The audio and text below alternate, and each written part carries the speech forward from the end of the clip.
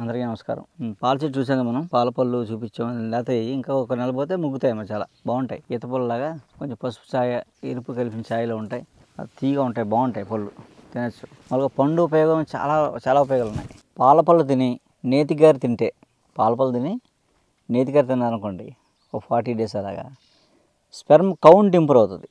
ఇప్పుడు చాలామందికి పెద్ద ప్రాబ్లం ఏంటంటే కౌంట్ ప్రాబ్లం, సంతానోత్పత్తి లేకపోవడం. అమ్మాయిలకి సంబంధించిన వాళ్ళ ప్రాబ్లమ్స్ వాళ్ళకు ఉన్నాయి, వీళ్ళ ప్రాబ్లమ్స్ వీళ్ళకు ఉన్నాయి. అందులో జెంట్స్లో ఎక్కువ మందికి కౌంట్ లేకపోవడం, కౌంట్ ఉన్న యాక్టివ్గా లేకపోవడం, అసలు కౌంట్ నిల్ అని చెప్తారు. అలా ఉన్నప్పుడు కూడా కౌంట్ వస్తుంది అన్నమాట. ఆ టెస్టోస్టెరాన్ హార్మోన్ కూడా ఉత్పత్తి అవుతుంది. మళ్ళీ కౌంట్ వస్తుంది.